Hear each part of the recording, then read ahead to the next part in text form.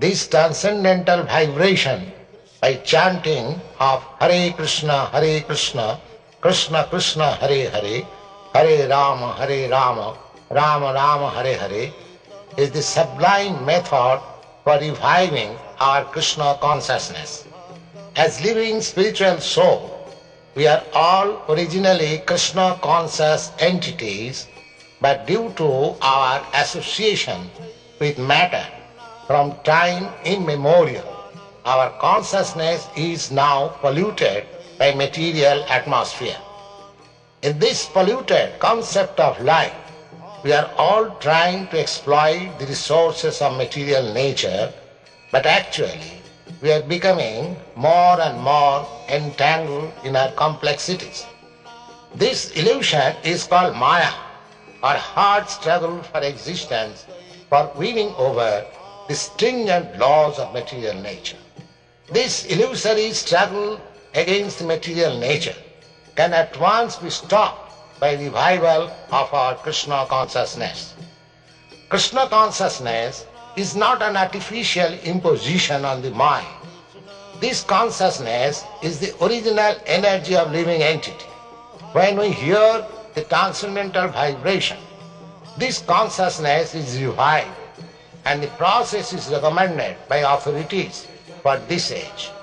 By practical experience also, we can perceive that by chanting this Maha mantra or the great chanting for deliverance, one can at once feel transcendental ecstasy from the spiritual strata.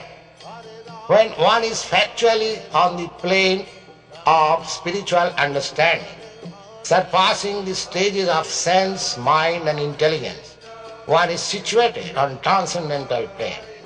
This chanting of Hare Krishna, Krishna Krishna, Hare Hare, Hare Rama, Rama Rama, Hare Hare, is directly enacted from the spiritual platform, surpassing all lower status of consciousness, namely sensual, mental and intellectual.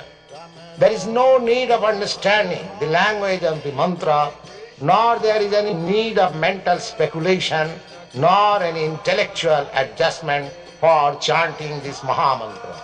It springs automatically from the spiritual platform, and as such, anyone can take part in this transcendental sound vibration without any previous qualification and dance in ecstasy. We have seen it practically. Even a child can take part in the chanting, or even a dog can take part in it. The chanting should be heard from the lips of a pure devotee of the Lord, so that immediate effect can be achieved. As far as possible, chanting from the lips of non-devotee should be avoided, as much as milk touched by the lips of a serpent causes poisonous effect. The word Hara is the form of addressing the energy of the Lord. Both Krishna and Rama are form of addressing directly the Lord, and they mean the highest pleasure eternal. Hara is the supreme pleasure potency of the Lord. This potency, when addressed as Hare, helps us in reaching the supreme Lord. The material energy, called as Maya, is also one of the multi-potencies of the Lord, as much as we are also marginal potency of the Lord. The living entities are described as superior energy than matter. When the superior energy is in contact with the inferior energy, it becomes an incompatible situation. But when the supreme marginal potency is in contact with spiritual potency, Hara, it becomes the happy, normal condition of living entity. The three words, namely Hara, Krishna and Rama, are transcendental seeds of the Maha mantra, and the chanting is spiritual call for the Lord and his internal energy, Hara, for giving protection to the conditioned soul.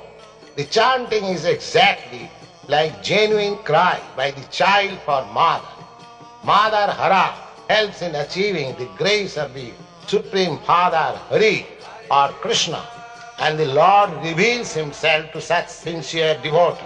No other means, therefore, of spiritual realization is as effective in this age as chanting the Maha mantra Hare Krishna, Krishna Krishna, Hare Hare, Hare Rama, Rama Rama, Hare Hare.